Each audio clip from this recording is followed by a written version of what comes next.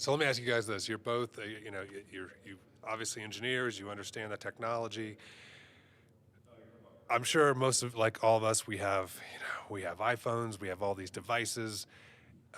We think about Internet of Things, right? We think of all the different things that could happen. So on the note of future proofing, what do you like when you're thinking about a design? What do you have to consider when you're thinking that today we have home automation, we have Alexa and Amazon, every in all of our house. I'm sure I'm going to get targeted by something soon just by talking about this, but we're all over the place. So from a design perspective, when you say future proofing, what does that really mean? Sure, despite the fact that he was the one that talked about this, I'm gonna jump Slide in in, anyway. slide Jump in. right in. Jump Jump in right anyway. in. It's like a beer, it just goes down easy. So, in addition to the stuff you mentioned, the Internet of Things, all of the connected devices that we increasingly have in our homes, there's, from a municipal perspective, you might want to wire up your traffic signals in the future. You might want to wire up gunshot detection sensors. You might want to provide small cell backhaul. So all of those kinds of things, whether or not those initiatives exist in your community yet, they certainly will in the near future. And so designing on two fronts, spare capacity in your cables themselves to make sure you have sufficient fiber strands to serve all of those diverse use cases that you might have for the network, but also spare conduit, so that the hitherto unimagined shiny things can be attainable in the future as well. Yeah, I agree. It's really, like I said, planning for today and the future. But when you're laying a network out, like I always say, like, most expensive part is getting the initial structure built, right? So sizing the fiber appropriately, getting conduits, extra spare ducts, micro ducts in that trench. You then have essentially an asset in the ground that you could use for future fiber if say you did need to extend more fibers in the future.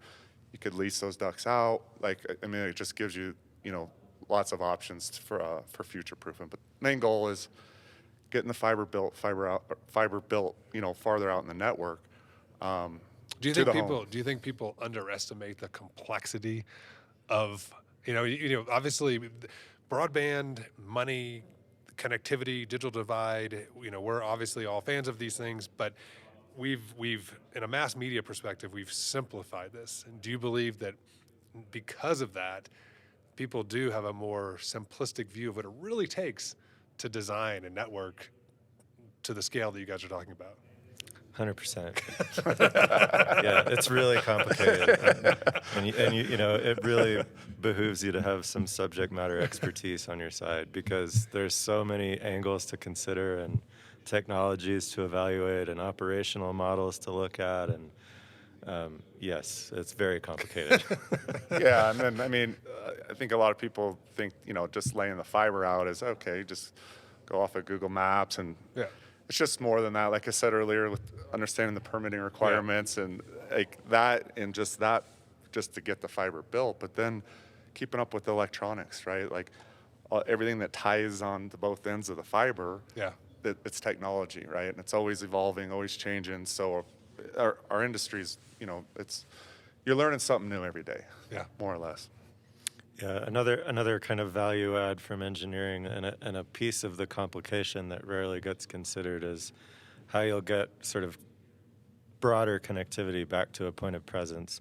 You can build the most awesome state-of-the-art network in small town America, but if you don't have backhaul back to the internet, and if you don't incorporate those costs into your planning, you can be several $1 million in the red.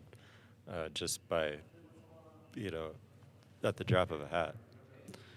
Yeah, I think it's interesting. We see there's such big numbers thrown around about funding, but the reality is, like, it is not an inexpensive thing, and it's not an inexpensive proposition to build a network and to build it in the way that is future-proofing, that is allowing all of these things, from both the backhaul to all the way to full penetration, or even majority penetration in a neighborhood or community. So